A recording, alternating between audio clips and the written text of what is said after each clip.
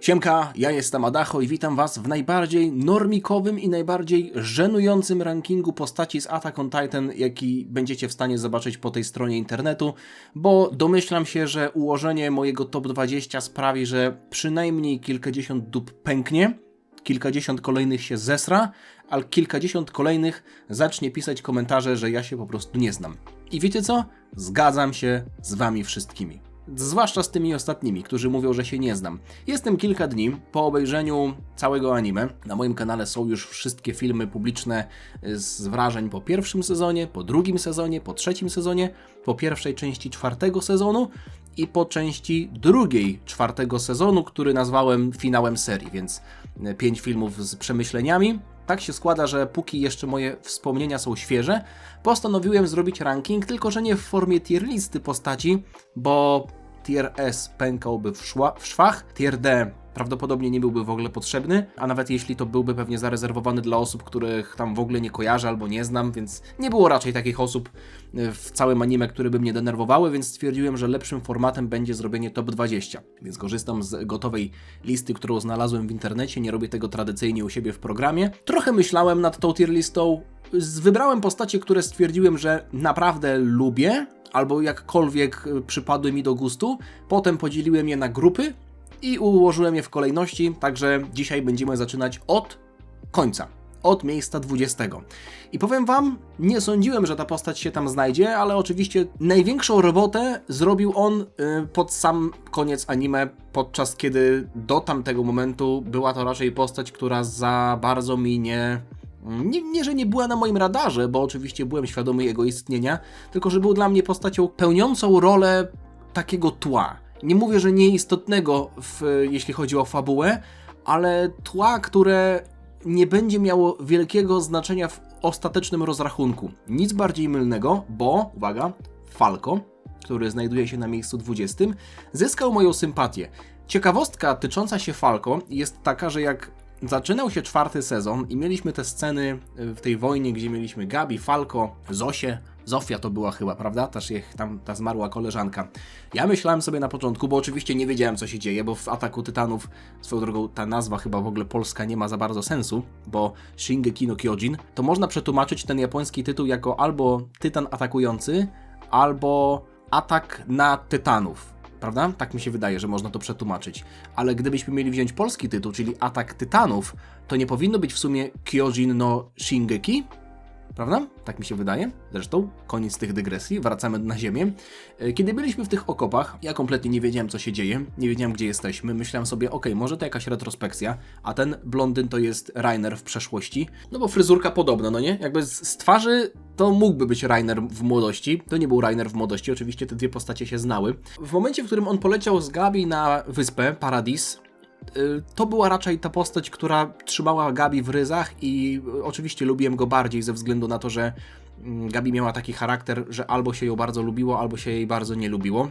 Natomiast, tak jak już ostatnio mówiłem, magią tego anime jest to, że kibicujemy tym osobom z perspektywy których obserwujemy historię, więc Gabi tak na dobrą sprawę przeżyła bardzo podobną rzecz, którą przeżył Eren w dzieciństwie, zwłaszcza w tej scenie, kiedy blond żołnierz ratował ją i Falco z tych zgliszczy, kiedy jedna osoba, kobieta tam leżała pod zgliszczami, pod ruinami i oni chcieli ją ratować, więc bardzo podobna sytuacja co z matką Erena na samym początku, ale końcówka walki, kiedy on, nawet nie tyle co końcówka, co jeszcze nawet ta kwestia w porcie, kiedy się przetransformował w szczękę, pomógł, na samym końcu stał się ptakiem, takim sokołem, prawda? Falcon to sokół po angielsku, więc zyskał sobie mój szacunek, zyskał sobie moją sympatię, nie jakoś szczególnie dużą, ale uważam, że była to postać istotna i daję ją na miejsce 20. Na miejscu 19 znajduje się Pieck.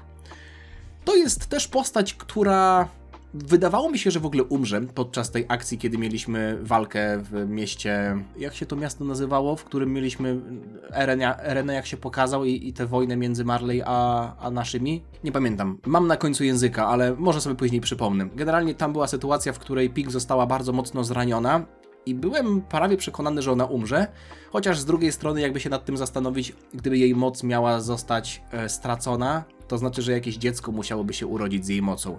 A to oznacza, że ono byłoby prawdopodobnie wyłączone z akcji do samego końca anime, chyba że jakimś cudem... No właśnie, jak to dziecko się rodzi z mocą, no bo pamiętam, że tak to było mówione, że jeśli ktoś z mocą nie zostanie zjedzony, tylko umrze, to ta moc nagle się rodzi w jakimś innym dziecku, prawda? Z potomków Ymir.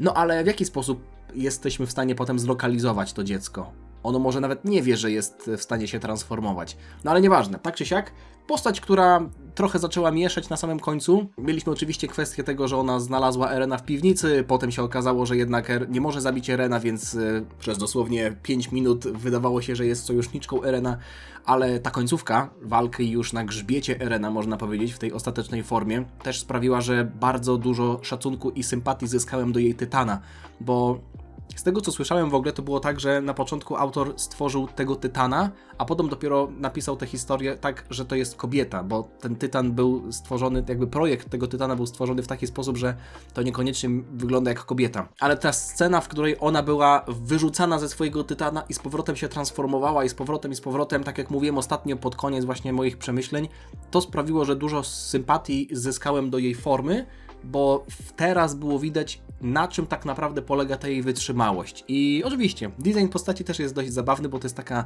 znudzona i zamulona dziewczyna, ale jestem fanem, lubię tę postać. Także miejsce 19. Miejsce 20, nie 20, 18, idziemy przecież do pierwszego. To jest gość Hannes, tak on się nazywał? Pan Hannes, którego oczywiście poznaliśmy na samym początku, no i jego śmierć też była momentem wzruszającym. Sympatia do niego moja wynika z tego, jak ta postać się trochę zmieniła. W jaki sposób gość z takiego pijaczka grającego w karty, mającego wszystko w nosie, nawet już w pierwszym odcinku było widać, że jest w nim potencjał na to, żeby być odważnym wojownikiem, no bo chociażby ta scena, kiedy chciał pomścić matkę Erena, ale zdecydował się uciekać.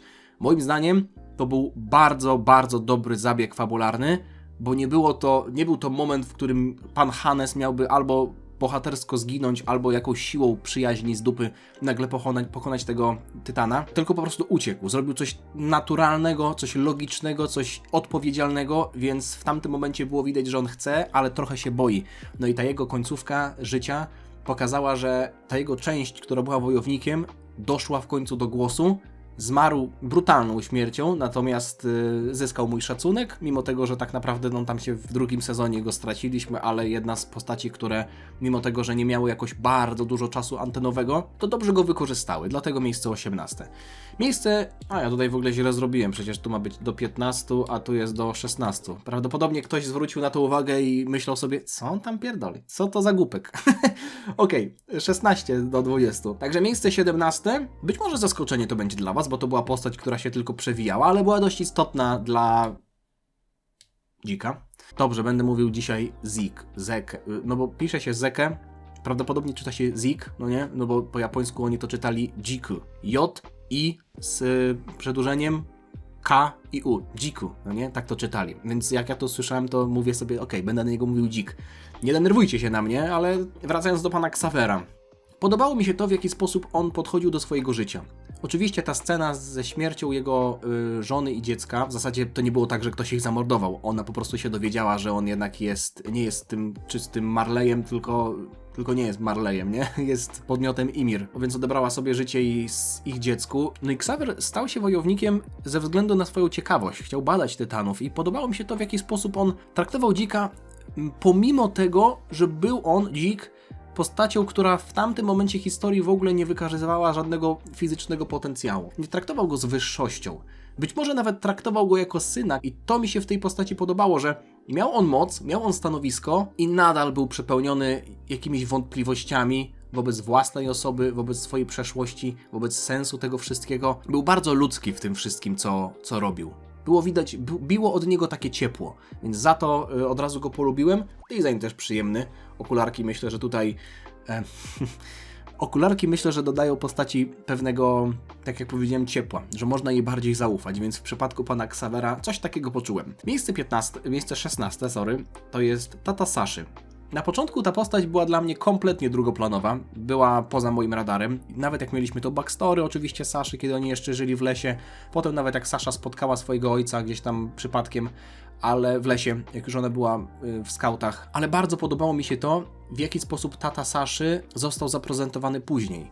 Jako gość, który prowadzi swego rodzaju sierociniec i nawet nie zadaje pytań o to, kogo przyjmuje, tylko po prostu przyjmuje, bo jest człowiekiem, który swoje przeżył, które wie, jak wygląda rzeczywistość, która ich wszystkich otacza i nie liczy, czy na przykład starczy mu do pierwszego, w cudzysłowie, tylko po prostu jeśli widzi dwójkę potrzebujących dzieci, to daje im jeść i nie ocenia ich ze względu na swoje czyny. Tak samo chociażby ta scena w tej jadalni, kiedy odebrał nóż temu kucharzowi, nie pamiętam jak on tam miał na imię, i nigdy nie działał impulsywnie. Zawsze rozsądek to było coś, co było jego domeną. Była od niego taka mądrość, wyrozumiałość, co jest tym bardziej imponujące, biorąc pod uwagę to, jak dużo śmierci i cierpienia widział w swoim życiu. Idziemy dalej, przechodzimy do kolejnej piątki. Zacznijmy sobie od Jean-Michel Jarre'a. Jean, tak to się wszyscy czytacie jego imię? Ja mówię Jean-Michel Jarre. Z tego, co ostatnio pisaliście, to nawet nie było tak, że Mikasa zmarła jako panna, bo ona ponoć wyszła za Jeana. Tego nie wiedziałem. Postać, która oczywiście dużo zrobiła w walce, też były takie momenty, w których wydawało mi się, czy on dobrze postępuje, czy nie idzie trochę na łatwiznę i myślę, że to tutaj właśnie leżał ten konflikt. Ze względu na to, że to anime bardzo mocno zagłębia się w psychikę niektórych bohaterów i pokazuje nam ich wątpliwości. I te wątpliwości Jana polegały na tym, że z jednej strony zastanawiał się, czy wybrać lekkie życie, czy wybrać życie trudne, ale jednak nieco bardziej wartościowe, z takiego punktu widzenia, że mógłby się przyczynić do czegoś większego. Fakt, że skończył tak jak skończył, był dla mnie jako dla widza satysfakcjonujący, ale na pewno dla niego, jako dla bohatera żyjącego w tamtym świecie, nie był łatwy. I za to jestem w stanie go docenić, chociaż muszę przyznać, że były momenty, kiedy mnie trochę drażnił, kiedy tam zaczął lać Rainera przy ognisku. Były momenty, kiedy nie panował trochę nad nerwami, dlatego trochę spada w tym rankingu, bo generalnie biorąc pod uwagę resztę skautów, no to jest crème de la crème. Natomiast tutaj Jan w top 15. Idziemy dalej. Miejsce 14 to historia. Postać, która na początku trochę mnie nie angażowała, zwłaszcza ta kwestia Ymir. Ktoś ostatnio w komentarzu mi fajnie rozpisał to, jak mam rozumieć jak można rozumieć tę dynamikę między Ymir a historią. Historia na początku była taka trochę miękka, ale w momencie, w którym mieliśmy tę scenę pod tym kościołem, w tej krypcie, gdzie Eren miał zostać zjedzony, historia się sprzeciwiła swojemu ojcu, potem uratowała Erena i nawet mówiła, że jest najgorszą dziewczyną, jaka kiedykolwiek chodziła po tej ziemi. Ja myślę sobie, damn, she bad. Mówię, she bad. Kurde, podobało mi się to, bo historia pokazująca Pazura, historia bardziej zadziorna, jest postacią znacznie ciekawszą. I to był moment trochę zwrotny, w momencie, w którym ona też się stała królową. Nawet była ta scenka, kiedy uderzyła Levi'a. To było też zabawne, chociaż z tego, co pamiętam w mandze, z tego, co pamiętam, że mi pisaliście, bo nie czytałem tego w mandze. Mówiliście, że w mandze jest to scena nieco bardziej wyjaśniona, więc ma to więcej sensu.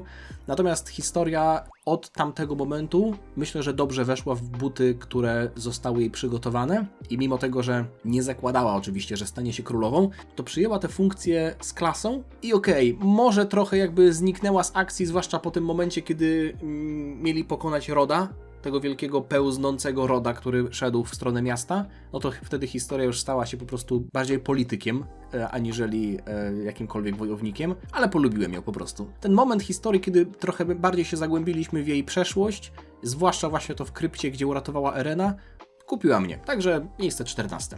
Idziemy dalej. Pan Pixis. No bo chyba jak to powinienem czytać, nie? Chyba tak to powinienem czytać. Pixis, nie? Pixis? Pixis? Oni czytali Pixisy, no nie? Także ja mówię Pixis, Komandor Pixis. Mój ulubiony moment z tą postacią to, jak egzekucja miała zostać wykonana na Arminie, czy tam mieli pojmać Armina, Mikasę i Erena, kiedy tam było chwilę po tym, jak się okazało, że Eren jest tytanem. No i Pixis tam na spokojnie do tego podszedł, uratował ich, oszczędził im skórę. Był bardzo wyrozumiały i oczywiście tam zachowywał środki bezpieczeństwa, ale to chociażby, albo ta akcja, kiedy obalił rząd, kiedy była ta akcja z fejkowym obaleniem muru Rose. Myślę, że to był gość, który też miał serce po właściwej stronie. Przykro to się oglądało, w jaki sposób skończył, no bo został oczywiście przetransformowany w czystego tytana i został potem, z tego co pamiętam, zabity. Mam słabość do takich po prostu poczciwych dziadków, którzy chcą dobrze, nie? Jest jeszcze tutaj jedna taka postać, o której będziemy mówić w kontekście tego, że była poczciwym dziadkiem, ale do tego przejdę później. Tak czy siak, idziemy dalej. Miejsce 12 to Sasha. Postać, która trochę była dla mnie tłem na samym początku. Powiem wam, że to była taka drugoplanowa postać ze skautów, która była istotna w zasadzie chyba tylko w jakichś tam wątkach gagowych, ale później, w momencie, w którym po tym timeskipie, już w 4. sezonie, zobaczyliśmy ten atak, no muszę sobie przypomnieć, jak to nazwa się, nie pamiętam. Liberio, o właśnie, Liberio. To było w Liberio, prawda? Tamta akcja na początku 4. sezonu. Sasha została przedstawiona jako snajperka. Bardzo, bardzo mi się to spodobało. Nie ze względu na to, że mam jakąś słabość do snajperów, ale to, że zostało sprytnie wykorzystane to, w jaki sposób Sasha dorastała. Przecież ona z ojcem mieszkali w lesie, była myśliwym, musiała polować na zwierzęta. Sam fakt, że mieliśmy też jeszcze bodajże w 2. albo w 3. sezonie, chyba w 3. sceny, kiedy oni byli jeszcze tam poszukiwani, skauci, skład Levi'a, i oni siedzieli w lesie i nawet jak ktoś podchodził, to Sasha była pierwszą osobą, która słyszała kroki, no bo była po prostu na tym punkcie wyczulona. Oczywiście, akcja z uratowaniem Kai i ta solówka z Tytanem, kiedy jedną strzałą trafiła go w oko, a drugą stwierdziła, że wbije mu osobiście, to też pokazała, że ma jaja. Natomiast przez długi czas właśnie do tych momentów nie mogłem wyzbyć się wrażenia, że to jest po prostu ta ziemniaczana dziewczyna od żartów. I że ona służy w sumie do żartowania tylko, nie? Ten żart z ziemniakiem był dość taki absurdalny, bym powiedział, ale to nie było coś, co zaskarbiłoby moją sympatię, więc Sasha na początku, tak jak mówię, nie była jedną z postaci w czołówce, ale potem w momencie, w którym ona jako wojownik zaczęła dostawać swoją własną twarz, i to taką mocno zarysowaną, bo nie było innej postaci, która by weszła w rolę snajpera, to zaczęło mi się to bardzo podobać. Żałowałem, że umarła, też ze względu na to, w jaki sposób ona umarła, przez kogo została postrzelona, ale zrobiła na tyle dużo, żeby się tutaj do tego rankingu załapać. I następnie, na miejscu 11, postać, która nie sądziłem, że w ogóle się tutaj znajdzie, zwłaszcza do 4. sezonu, do rozpoczęcia 4. sezonu nie sądziłem, że ta postać znalazłaby się w mojej tier liście, w zasadzie nawet nie tier lista, tylko tutaj w moim rankingu, ale Ania. Końcówka, oczywiście. Tutaj dużo zmienia końcówka. Myślę, że w kontekście wielu postaci 4. sezon i sam finał serii dużo zmienił. No chociażby Falco się bez tego finału by tutaj w ogóle nie znalazł, ale bardzo dużo w kontekście Ani zmieniło to backstory. Ta historia, kiedy oni z Bertoldem, Rainerem i Anią zostali wysłani na tę misję. Był jeszcze ten 4., którego Ymir zjadło, już nie pamiętam, kto to konkretnie był, ale jak on się nazywał, w sensie coś na M, z tego co pamiętam. Malcolm? Nie pamiętam. To w jaki sposób można było spojrzeć na te wszystkie wydarzenia, które widzieliśmy w 2 pierwszych sezonach z ich perspektywy, z perspektywy dzieci na samym początku, ale też z perspektywy drugiej strony konfliktu, która też w pewnym sensie chciała dobrze, no nie? Więc oczywiście Shingeki no Kyojin to jest anime o ludziach, którzy chcą dobrze, więc postanawiają zabijać innych ludzi, a potem to już na pewno będzie dobrze. Jak jeszcze tych zabijemy, to już na pewno będzie dobrze, wszyscy chcemy uratować świat. Więc moment, w którym anime przestało nam trochę pokazywać historię z perspektywy Erena, Mikasy, Armina, oddziału skautów i przedstawiać ich jako tych dobrych, jakby kiedy anime przestało polegać na tym, że to jest ludzie kontra tytani, tylko ludzie kontra ludzie, to wtedy te wszystkie postacie pokroju Ani, Rainera, później oczywiście też Pik chociażby, zaczęły, nawet Bertolda bym powiedział, zaczęły zyskiwać w moich oczach po prostu większą sympatię. Nawet Gabi bym powiedział, chociaż spoiler, Gabi w tym rankingu nie będzie. No i cóż, druga końcówka tego, w zasadzie od momentu, kiedy Ania została roztopiona, i trochę miała ten konflikt, czy chce dalej walczyć. Na początku trochę powalczyła, ale potem stwierdziła, że nie będzie walczyć, że już odchodzi, ale i tak potem wróciła, więc generalnie Ania od tamtego momentu mi się podobała. Oczywiście też wątek był jeszcze tego romansu z Arminem, to, że Armin się zakochał w Ani. Ja ostatnio snułem domysły, czy to była kwestia tego, że Armin miał w sobie Bertolda, czy to może faktycznie Armin był jako Armin. Pisaliście w komentarzach, że to był Armin jako Armin i że faktycznie się zakochał w Ani i że Ania faktycznie coś czuje do Armina, więc niech żyją długo i szczęśliwie. Ciekawa postać po prostu. Znając całość historii, trudno oceniać ją z z perspektywy tego, że na początku chciałaś porwać Erena, albo że zabijała skautów, no nie? Albo że była jedną z tych zdrajców, jak się potem okazało. No to jest tytuł, w którym nie ma czerni i bieli, wszystko jest w odcieniach szarości. Przechodzimy do najlepszej dziesiątki. Zaczynamy ją panem Keithem, Keith Shadis. Jego śmierć to jest jedna z najfajniejszych w ogóle śmierci w całym AOT-cie, jeśli mogę tak powiedzieć. Mówię tutaj w skrócie. Od samego początku wydawał mi się dość ciekawy, zwłaszcza w momencie, w którym skomentował Erena, że coś tam jak mojego matka, że tam coś tam jak jego ojciec, więc było już tutaj wiadomo, że ta postać będzie jakkolwiek tam rozwijana, albo będzie jakkolwiek wspomniana później w historii, no bo takie kwestie dialogowe, że on kojarzy rodziców Erena, mimo tego, że my w ogóle go nie znamy, no to nie może być puszczone po prostu w eter, zwłaszcza w kontekście takiego tytułu, więc wiedziałem, że ta postać jeszcze wróci. Oczywiście Keith potem opowiadał o tych wydarzeniach, które tyczyły się Griszy. Szkoda mi było go w tym momencie, kiedy skauci mieli go pobić na rozkaz Flocka, Hansiego Flicka. No ale końcówka i ta jego śmierć razem z tym generałem z Marley to był świetny moment, poświęcenie godne naprawdę najwyższego szacunku i mimo tego, że ten człowiek na początku wydawał się być bardzo surowym, to wiecie dlaczego wylądował tak wysoko w moim rankingu? Bo trochę przypominał mi mojego trenera z judo.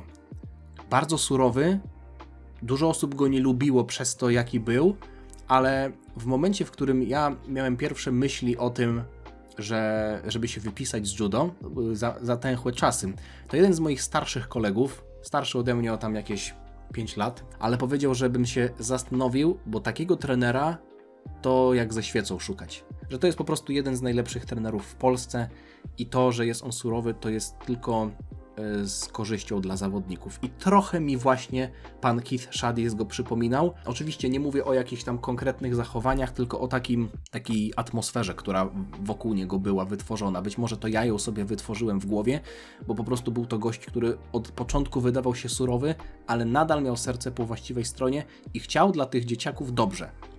Także miejsce 10. Miejsce 9. Postać bardzo, bardzo ciekawa. I postać, wobec której ja swoje zdanie zmieniałem chyba z 4 razy, bo na początku myślałem, że jest to dobry gość, potem myślałem, że jest to zły gość, potem myślałem, że to jest dobry gość, potem myślałem, że to jest zły gość, a potem się okazało, że to jest tak naprawdę gość, który chciał dobrze, robił złe rzeczy, ale to wszystko była wina Erena. Grisha, czyli ojciec Erena. Niesamowicie ciekawa postać. Powiem wam, że jakbym miał oglądać to anime jeszcze raz, a na pewno sobie kiedyś obejrzę, to jestem bardzo ciekaw tego, jak historia Griszy będzie przeze mnie widziana drugi raz. Kiedy będę mógł niektóre rzeczy nieco lepiej zrozumieć. Zwłaszcza te sceny, kiedy on był w tej krypcie, miał zaatakować Fridę, czyli tę kobietę, która miała moce założycielskiego Tytana. No i ten moment, w którym on upuścił skalpel, nie chciał tego zrobić, bo się bał, po prostu nie był w stanie zmusić się do tego, żeby zabić niewinne dzieci. Ale Eren wtedy mu przemówił z przyszłości tak naprawdę i Grisha zrobił to wszystko dlatego, żeby posłuchać się Erena. No niesamowite to było, także Grisha był postacią, która oczywiście też była tragiczna. Nie muszę przypominać tego losu na murze, kiedy na jego oczach przyjaciele, jego żona przecież zostali zmienieni w tytanów. Kwestia z Diną to też było coś, co jak potem okazało się, że to ona jest tym tytanem, no to było coś, co sprawiło, że kopara mi opadła, ale w ogóle historia Griszy to jest ten punkt, za który lubię go najbardziej, bo oczywiście charakter to jest jedna sprawa, był bardzo zaborczy w stosunku do Zika, kiedy go wychowywał w taki sposób, żeby po prostu mu trochę wyprać mózg, to był na pewno jego błąd rodzicielski, no, potem z perspektywy czasu był w stanie go poprzez tę wizję przeprosić, ale ta postać jest po prostu bardzo, bardzo ciekawa i naprawdę za to nawet tylko jestem w stanie go tutaj wrzucić. W wielu akcjach go nie widzieliśmy, to nie był wojownik, nie? Widzieliśmy oczywiście jego tytana i tak dalej, kiedy tam pożerał Fridę, ale to była postać, która po prostu ciągnęła tę historię i która była niezwykle interesująca. Także miejsce 9, a na miejscu 8 powiem wam, że nie sądziłem, że gość spadnie tak nisko, ale to raczej nie jest kwestia tego, że ja go przestałem lubić, tylko że inne postacie zaczęły być dla mnie, po prostu zaczęły robić ciekawsze rzeczy, albo że zaczęły robić więcej, zaczęły mi się bardziej podobać. Po pierwszym sezonie mówiłem, że to jest jedna z moich 3 postaci ulubionych, Erwin, ale póki co jest na miejscu 8. Nie sądziłem, że to będzie jedna z postaci, która moim zdaniem nie popełni żadnej gafy. To był gość, który naprawdę był aż za idealny w pewnym momencie. Po tym pierwszym sezonie, po tym drugim sezonie też, myślę sobie, wszyscy go tak szanują. Zawsze ma takie dobre momenty. Nawet, wiecie, kwestia tego, że stracił rękę i tak dalej. Myślę sobie, musi nadejść jakiś moment, żeby Erwin albo zrobił coś głupiego, albo żeby umarł w jakiś głupi sposób. Ale nie. On do samego końca, nawet ta scena jego śmierci, to było coś, co było dla mnie jako dla widza satysfakcjonujące, bo w momencie, w którym Levi się zastanawiał, czy wskrzesić powiedzmy Erwina czy Armina, myślę sobie, okej, Levi na pewno będzie chciał wskrzesić Erwina, jak się skończy nie wiem, po tym jak się okazało, że wskrzesił Armina i obejrzałem trochę dalej historię, to stwierdziłem, że jest to dobry wybór. Oczywiście Armin miał te wyrzuty sumienia, czuł momentami, że to nie był dobry wybór, że Levi powinien był wskrzesić Erwina, a Armin powinien był zostać zostawiony na śmierć, ale jedyna rzecz, która myślę, że może trochę mnie zawiodła, chociaż z perspektywy czasu uważam, że to jak został rozwiązany wątek Dzika, że to był brat Erena i tak dalej, no to było świetne, ale w pewnym momencie myślałem, że Dzik jest tak naprawdę, że Beast Titan to jest ojciec Erwina, bo ten nauczyciel też wyglądał podobnie. Blondyn, miał brodę, podobną fryzurę i myślę sobie, kurde, no jeśli będziemy mieli walkę ojca z synem, to będzie ciekawe. Nie było tak? No i myślę, że tutaj, gdyby na przykład Erwin był do samego końca historii, to gość zbierałby cały czas jakieś WWW, co chwilę by zbierał zwycięstwa, małe lub duże, więc w tym rankingu poszedłby wyżej, ale no wiecie, inne postacie wytrwały dłużej, więc były w stanie nabić więcej punktów w stylu. Między innymi Hanji, która jest na miejscu 7. Powiem wam, że nie sądziłem, że ta postać wyląduje u mnie tak wysoko, bo na początku, nawet nie na samym początku, na początku przede wszystkim, ale wydawała się taka trochę świrnięta, zwłaszcza jak wszyscy sobie tam poszli, jak ona od stołu odeszli, jak ona zaczęła Erenowi opowiadać o tytanach. Mieliśmy kwestię jej badań nad tytanami, ona traktowała ich jak jakieś zwierzątka, nawet przecież prawie została przez jakiegoś zjedzona, kiedy on tam był przywiązany tymi linami. Ale z biegiem upływu czasu, kiedy skauci na początku musieli się ukrywać, kiedy mieliśmy te kwestie już pod sam koniec, kiedy uratowała ona życie Levi'a i przez jakiś czas opatrywała go w lesie, no i nawet nie muszę wspominać o tej ostatniej scenie jej śmierci, to jest po prostu takie farmienie aury przez postać, która w ogóle nie boi się śmierci i nawet na sam koniec, kiedy ona walczyła z tymi kolosami podczas Rumbling, no nie? Podczas tego dudnienia, jak powiedzieliście, że to zostało na polski przetłumaczone, ona dalej zachwycała się tym, jakimi cudownymi i ciekawymi, interesującymi kreaturami są tytani. Niesamowita postać, trzepnięta, ale w takim pozytywnym sensie, no i mówię, najlepszy moment wiadomo, nie będę tutaj wymyślał, że jakieś inne momenty mi się podobały. No ta scena jej śmierci, kiedy ona jeszcze zaczęła się palić i odeszła w taki sposób, w jaki odeszła, gęsia skórka sama po prostu mi się pojawia na rękach, jak o tym myślę. Ale miejsce 6 ląduje u, uwaga, Armina.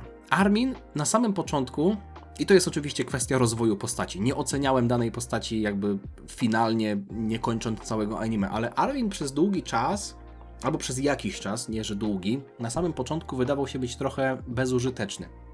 Dopiero później, kiedy zaczął mieć momenty, powiedzmy, tej natury negocjatorskiej, ta natura negocjatora z niego zaczęła wychodzić i nawet później miał momenty, w których, powiedzmy, nie za bardzo się umiał bić, kiedy tam, wiecie, mieczykiem machał przed jakimś tytanem i było widać, że za bardzo się nie potrafi bić, albo że po prostu osrał gacie i żaden z niego wojownik, to nadal była to postać, która swoim umysłem i swoim podejściem taktycznym nadrabiała i była ona ważna. I coraz ważniejsza się zaczęła robić dla historii, ale ten moment, w którym on próbował się poświęcić, kiedy mieliśmy walkę z Bertoldem, no to był jeden z najlepszych momentów w ogóle dla mnie w całej serii. Ten moment, w którym Eren wskakuje za Bertolda i go wycina z karku, tylko dzięki temu, że Armin był w stanie kupić mu trochę czasu, Erenowi.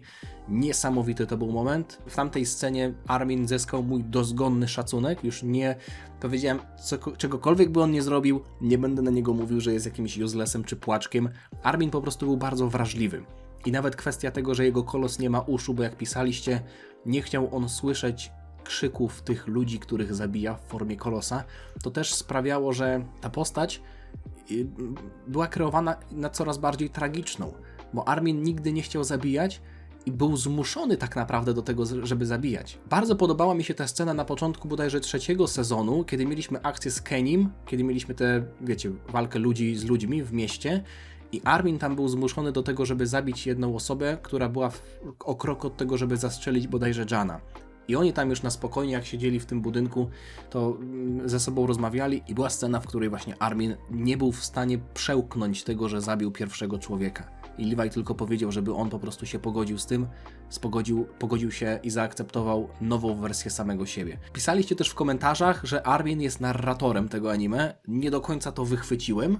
Myślę, że musiałbym obejrzeć to drugi raz, ale myślę, że to jest ten przykład postaci, która z każdym kolejnym sezonem coraz bardziej zyskuje w oczach. Dużo jest tutaj takich przykładów, ale Armin naprawdę tutaj jest to, w jaki sposób on wyglądał na samym początku, a to, w jaki sposób on skończył, to jest niebo a ziemia, więc powiedziałbym nawet, że tutaj nie byłoby sensu robić żadnych tierów, bo to już jest absolutny tier S dla mnie, więc nie wiem, Hanji, Erwin to już jest tier S, Armin to jest tier S, dlatego nie chcę robić tieru S, bo po prostu w tierze S byłoby bardzo dużo postaci, a nikogo nie byłoby w niższych tierach, tak jak mówiłem. Także, przechodzimy do top 5.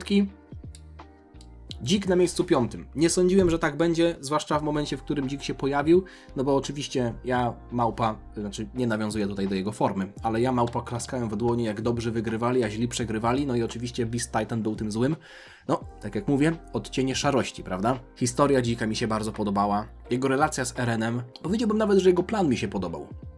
Jego plan na to, żeby przeprowadzić tę masową kastrację, to było coś, co przez pewien czas popierałem i chciałem, żeby to się udało. I uważam, że Dzik, mimo tego, że oczywiście trochę tam też było kwestii manipulacji i będąc tam w tym koordynacie na tej pustyni, on no trochę zmanipulował Erena, biorąc pod uwagę to, że udawał, że ma te okowy i tak naprawdę chciał wyczuć, czy Eren będzie podążał za jego planem. Potem się okazało, że on jako osoba z królewską krwią będzie w stanie wydać polecenie Ymir i wydał to polecenie, ale Eren przekonał tę pierwszą Ymir do tego, żeby ona jednak poszła z nim, więc bardzo złożona postać, ciekawa i mimo tego, że były momenty w historii, z którymi nie zawsze się zgadzałem, zwłaszcza ten moment chociażby, kiedy on był uwięziony w lesie przez oddział Levi'a i przez to, że oni pili wino, zaczął się wydzierać, wszyscy się zmienili w tytanów i on uciekł, to ja myślę sobie, no kurde, szkoda tych ludzi, szkoda bardzo Levi'a, że jest zmuszony do tego, żeby zabijać swoich kamratów, ale ja nie jestem zły. Jakby nawet powiedziałbym, że cieszę się, że Dzikowi się udało uciec. Wiadomo, jego śmierć, no już to czara goryczy została przelana, więc nie było nawet co negocjować. Levi po prostu uciął mu łeb, ale jedna z ciekawszych postaci, naprawdę. Bardzo podobało mi się to, jak ta postać została napisana. Nieoczywista, no ale jak byście mi powiedzieli tam na końcu 2. czy 3. sezonu, że w top 4 będzie Reiner, to mówię, no nie wiem, co on tam musi dupę pokazać, żeby tak wysoko wylądować. No przecież gość jest zdrajcą, robi cały czas pod górkę. Już 5 razy była sytuacja, kiedy ja mówię, niech ten opancerzony tytan po prostu umrze, bo nie po to się z nim bijemy 40 razy, żeby on znowu wstawał i wstawał i wstawał, a potem się okazuje, że Reiner jest najlepiej albo jedną z najlepiej napisanych postaci w ogóle w tym anime. Jak się zmienia, ta wizja jego ciężkiej depresji, tych dwóch świadomości, które on w sobie wykształcił, żeby nie popaść w jakąś paranoję. Ta scena, w której on z Bertoldem i Anis zmusili, Marco to był bodajże ten człowiek, któremu zabrali ten strój do trójwymiarowego manewru i on został zjedzony przez Tytana. W momencie, w którym Reiner to robił, mówił o tym, że ta rasa, że ci ludzie tutaj, że wtedy to jeszcze nie było nazywane po imieniu, że po prostu ci Eldianie są zakałami, że są potomkami samego diabła. I chwilę później on nie wie, dlaczego Marco jest zjadany. To, w jaki sposób jego organizm, jego mózg wykształcił te dwie świadomości, które były ze sobą kompletnie sprzeczne, ale obie były prawdziwe, bo on się uważał za przyjaciół Erena i ekipy, ale z drugiej strony cały czas wykonywał te misje. To było fascynujące. No ale 4. sezon, kiedy on widać było, jak przechodzi przez te stany tego załamania, aż w końcu podejmuje decyzję, że jednak będzie walczył. Jest do tego też motywowany przez inne postacie, chociażby przez Falco. Już nawet nie muszę mówić, że chyba on jest w ogóle MVP ostatniej walki, kiedy trzymał tego węgorza sam w formie opancerzonego tytana. Ale nawet ta scena w samolocie, która mnie bardzo poruszyła, kiedy wszyscy się zastanawiali, co tam zrobić z tym Erenem, I Reiner mówi, że on nawet nie wyobraża sobie, jakie to musi być ciężkie dla Erena. Że brzemię wymazania tylu istnień ludzkich to nie jest coś, co tak po prostu można nosić na swoich barkach. On po tylu walkach z Erenem, po bycia po tej przeciwnej stronie barykady i nawet będąc w samolocie, lecąc, żeby go zabić, on się zastanawiał, co musi czuć Eren. To, w jaki sposób autor wszedł w głowę Reinera i nam to przekazał, to wszystko opisał i narysował, jest to dla mnie majstersztyk i nie sądziłem naprawdę i wiele razy to jeszcze będę powtarzał, bo to jest po prostu taki tytuł, w którym naprawdę wielu rzeczy się nie zakłada na samym początku, a potem się samemu łapie na tym, że się w pewnym momencie zmieniło zdanie.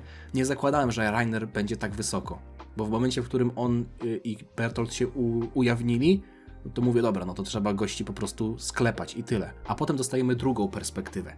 Perspektywę drugiej strony barykady i wszystko po prostu jest wywrócone do góry nogami. Moja pierwsza trójka. Myślę, że wiecie, jakie postacie tutaj będą, no bo zostały 3, myślę, że jedne z najpopularniejszych postaci, czyli dwójka Ackermańska i Eren. Więc nie będę wam tutaj robił wielkiego, wiecie, zaskoczenia, że ktoś tam będzie inny. Nie będzie tam Bertolda, nie będzie tam, nie wiem kogo jeszcze, nie będzie tam Fridy czy tej Hitch, która miała bardzo ładną fryzurę swoją drogą. Za samą fryzurę mógłbym ją tutaj wrzucić. Ale na miejscu trzecim znajduje się Levi, na miejscu drugim znajduje się Mikasa i na miejscu pierwszym znajduje się Eren. Tak jak mówię, normikowy ranking, ale już wam wytłumaczę dlaczego.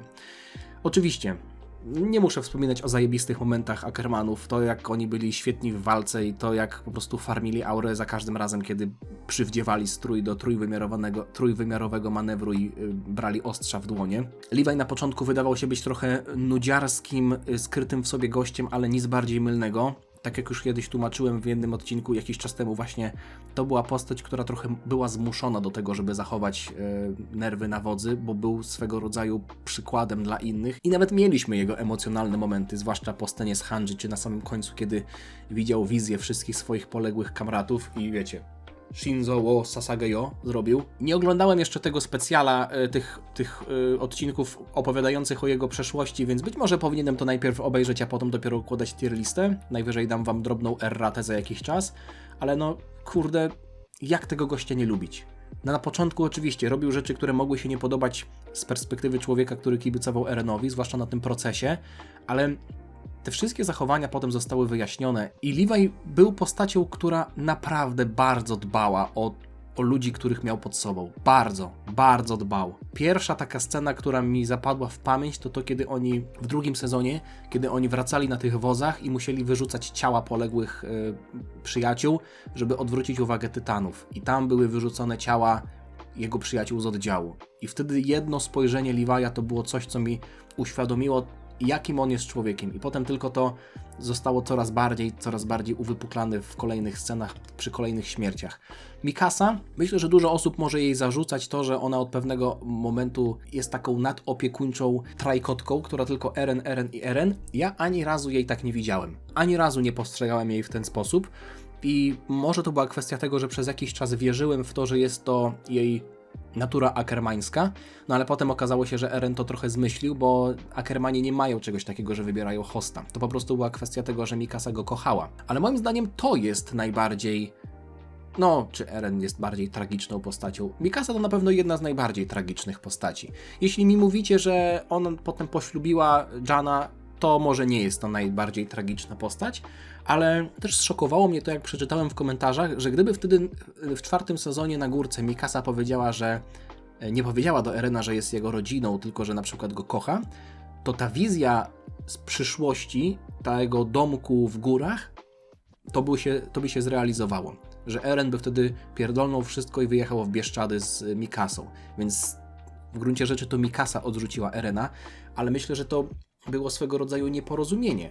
No bo Mikasa mogła tak powiedzieć ze względu na to, że Eren się też wypowiadał o niej jako o rodzinie i ona była ewidentnie zakochana w Erenie, tylko być może w tamtej scenie wstydziła się to powiedzieć. Ona chciała przecież już w 2. sezonie go pocałować. Jeśli ona była tak w niego zapatrzona, no to okej, może była w niego zapatrzona i tak go chciała chronić przez to, że uznawała go za rodzinę, ale dlaczego w takim razie chciałaby go wcześniej w 2. sezonie całować? I dlaczego go pocałowała na samym końcu? Cieszę się, że ta postać nie zginęła w walce, na początku uznawałem ją za moją ulubioną postać, ale jak zobaczyłem całe anime, no to stwierdziłem, że Eren jest tak zajebiście napisaną postacią i wiecie co? No to jest niesamowite, jak bardzo dobrze on się sprawdził w roli zarówno protagonisty i antagonisty. Trudno jest mi wyrazić słowami swój szok i mimo wszystko satysfakcję, jak na początku 4. sezonu okazało się, że on jednak podszywał się pod tego Krugera, poprosił Falco, żeby ten sprowadził Rainera do piwnicy i okazało się, że on tak naprawdę tam przez te całe lata być może nawet był. No nie wiem, 4. sezon sprawił po prostu tymi wszystkimi zawirowaniami, tymi retrospekcjami, jak Eren rozmawiał nawet ze swoim dziadkiem na ławce, a dziadek oczywiście o tym nie wiedział, jak rozmawiał z Dzikiem, jak sam się okaleczył w tych okopach podczas tej wojny. Jak próbował nawet zmienić przyszłość, ale był swego rodzaju niewolnikiem i stwierdził, że po prostu, czy stwierdził, no to jest bardzo skomplikowany wątek, czy to jest kwestia tego, że on stwierdził, że po prostu pójdzie za tym planem, no bo z drugiej strony, jeśli mówicie mi, że na przykład gdyby Mikasa na górce powiedziała, że go kocha, a to on by to wszystko rzucił, czyli jednak miał wybór, nie wiem, nie chcę tutaj aż tak bardzo głęboko w to wchodzić, bo to jest kwestia tylko i wyłącznie tutaj mojej sympatii, o czym rozmawiamy, a to, w jaki sposób Eren został napisany,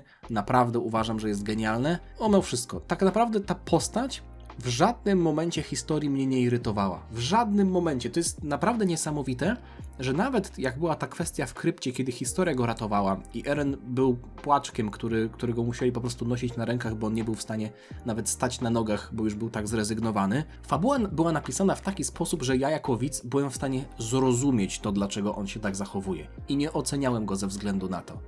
I jestem zadowolony z tego, jak ta postać skończyła.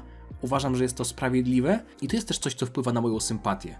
To, że nie mam swego rodzaju niedosytu związanego z postacią. No bo oczywiście nie mam też niedosytu związanego z Falco, ale wobec Falco nie było takich dużych oczekiwań. Nawet bym powiedział, że Falco przerósł swoje oczekiwania. A wobec Erena, z mojej perspektywy jako widza, oczekiwania były olbrzymie.